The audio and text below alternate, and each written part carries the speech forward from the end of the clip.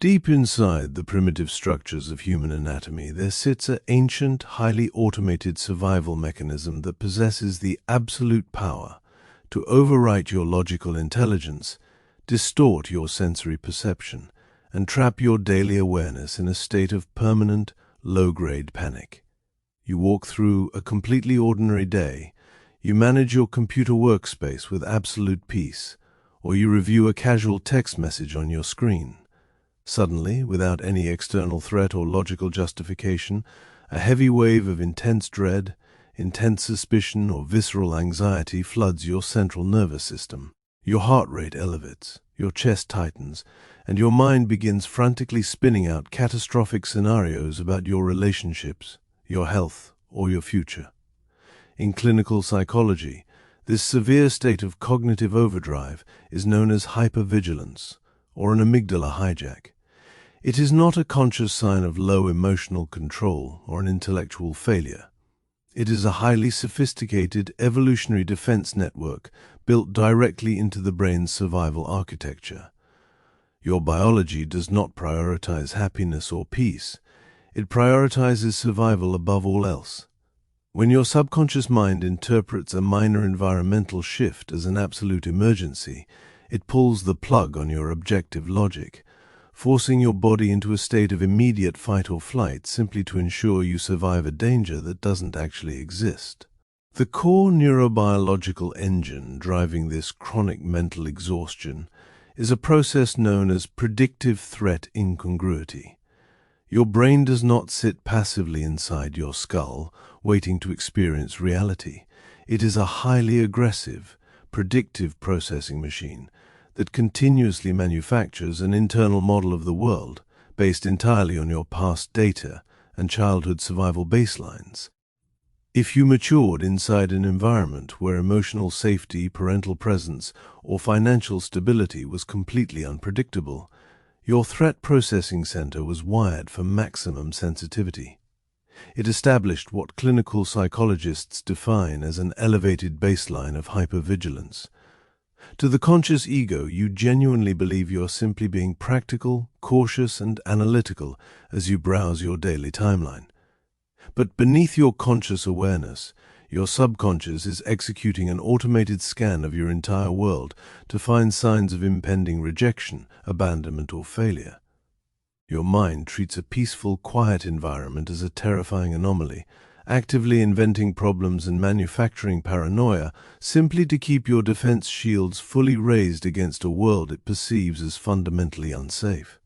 To understand why hypervigilance holds such an ironclad, paralyzing lock over your conscious thoughts, we must look at the neurobiology of the dual routing threat pathway.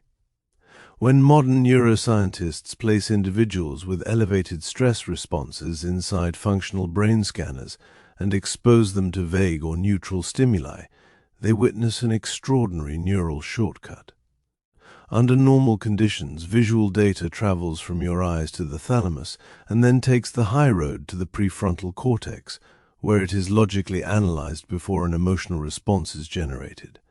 But during a state of hypervigilance, the thalamus bypasses your intelligence entirely, sending the raw sensory data down the low road directly to the amygdala in a fraction of a millisecond. This primitive cluster of cells fires an immediate alarm, flooding your body with adrenaline and cortisol before your conscious intellect can even register what is happening.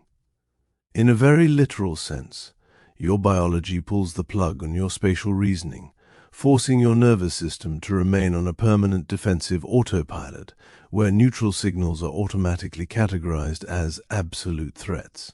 When this intense neurochemical alarm fires through the low-road pathway, the subconscious mind deploys an aggressive psychological shield known as confirmation bias fabulation.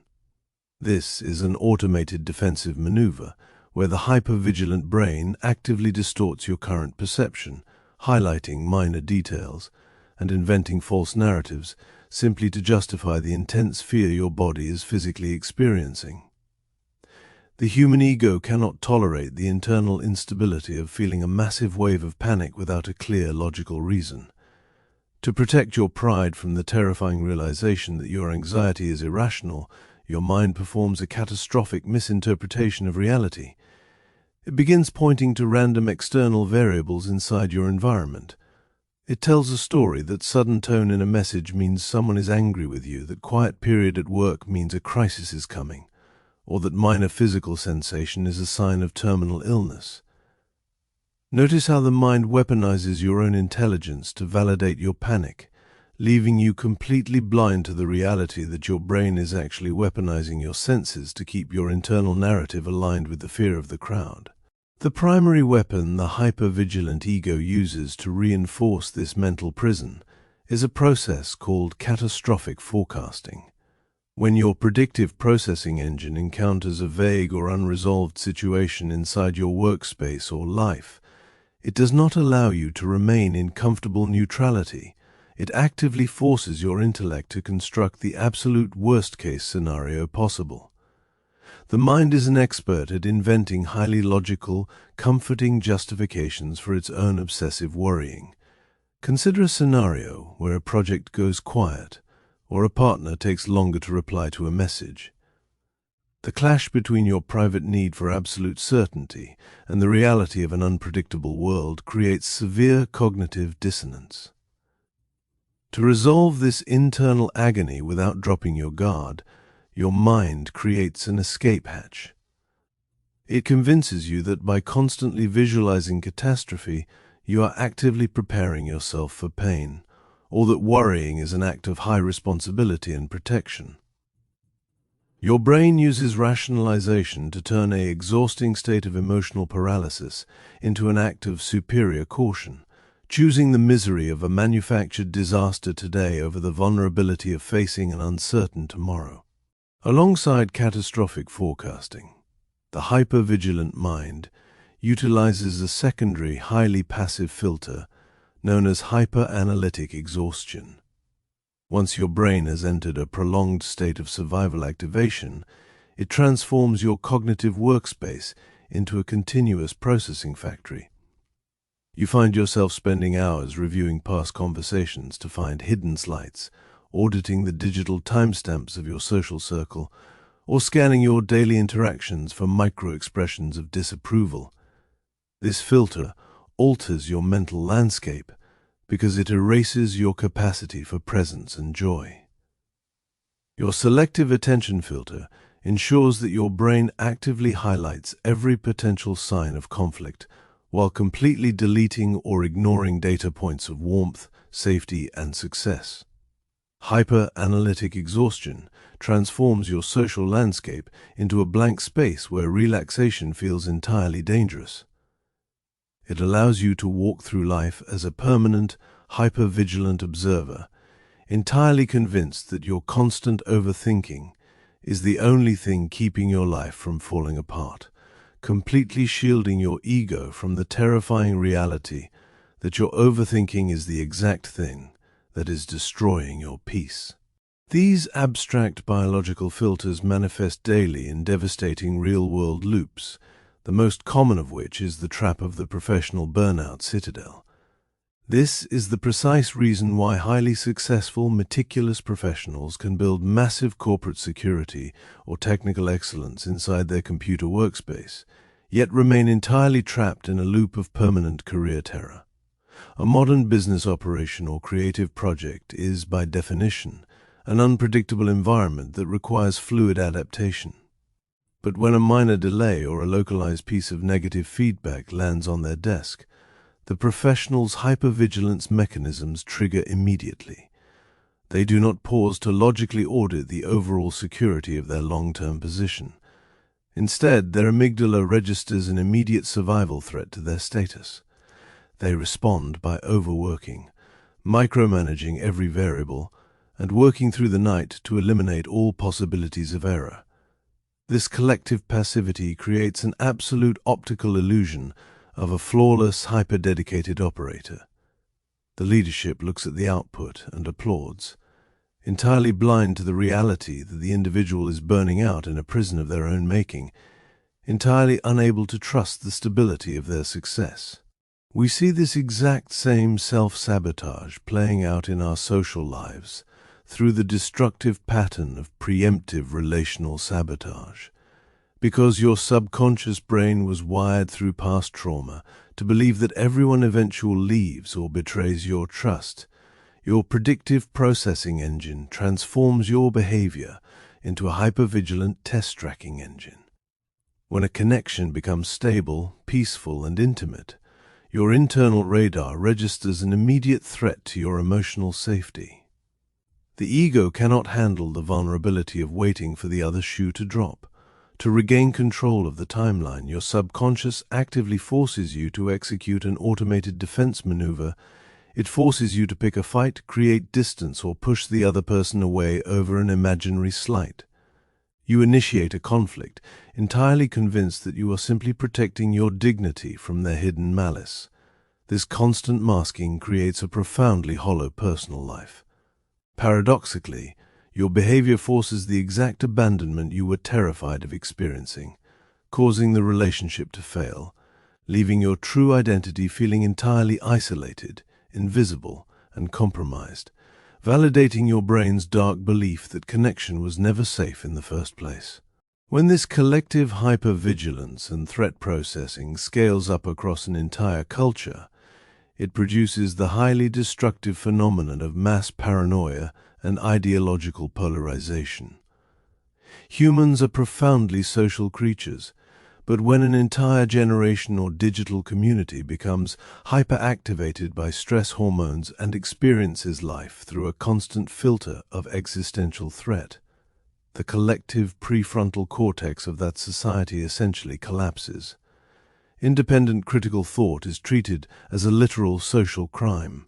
People stop evaluating ideas, cultural movements, and public news based on objective human consequence, and begin evaluating them solely based on whether they feed the collective panic or validate the tribe's fears.